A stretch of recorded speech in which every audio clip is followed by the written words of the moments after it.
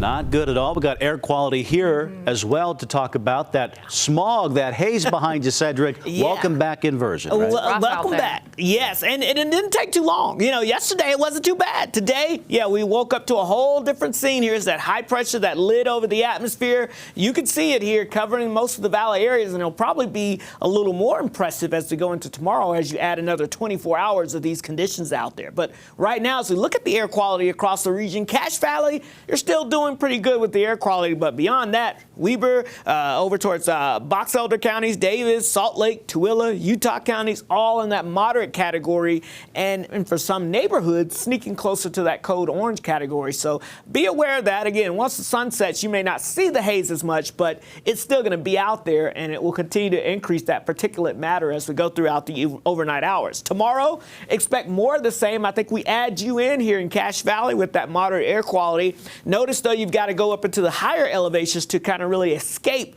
from that inversion, and that's pretty much what an inversion is. Higher up you go, warmer, more clear conditions. The farther down to closer to the valley floors you get, that's where you're going to see more of that haze and also that worsening air quality. Temperatures, not too bad, pretty average for this time of this season. We've got temperatures into the upper 30s, mid to upper 30s across the north, 30s and a couple of low 40s sprinkled in across south and central sections of the state. And then notice we've got some low 50s as you get down towards St. George. So tonight we're going to be heading back down into the teens and 20s, very similar to the past couple of nights. A few more 20s probably on the map. A few less teens out there, but still, it's going to be pretty cold for most of us as we go throughout tonight. This high-pressure ridge continuing to act like a lid is just keeping that haze and all of that stagnation in the area here, and that will continue as we go into your Thursday.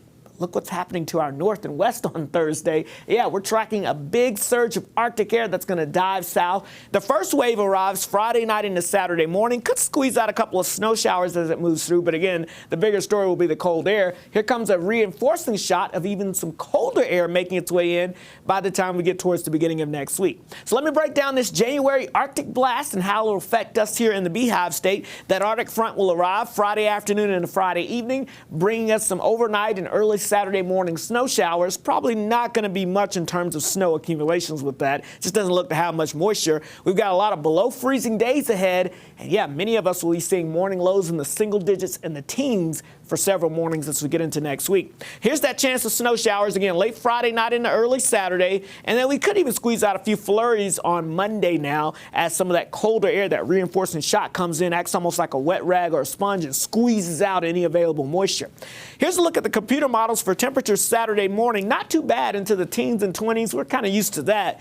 But as we get into your Sunday morning, the models are showing single digits across most of the Beehive State. I haven't gone that cold yet, but I did want to show you the potential and check out the wind chills, what it'll feel like on the exposed skin. Notice Saturday morning, wind chills in the single digits and the teens, but check this out. Sunday morning, the computer models are saying wind chills well below zero for many of us. So be aware, it could be quite cold with this Arctic blast moving in, even for our friends in St. George. Let's show you the forecast. Sunshine, 55. Hey, that's nice. Get outside and enjoy that. That's going to be a beautiful afternoon with that sunshine. But this weekend, here it comes, the change. We're going to struggle to get to 40 by next week. And lows, look at that, the teens in St. George. Wow. So, yeah, it's real cold air. The Wasatch Front, hazy sunshine. We warm it up to 43, a few snow showers, and then brutally cold next week. In fact, I mean, again, I lowered that number to about 10. I was going to say. I'm still trying to be optimistic, but it keeps showing single digits, but we'll see.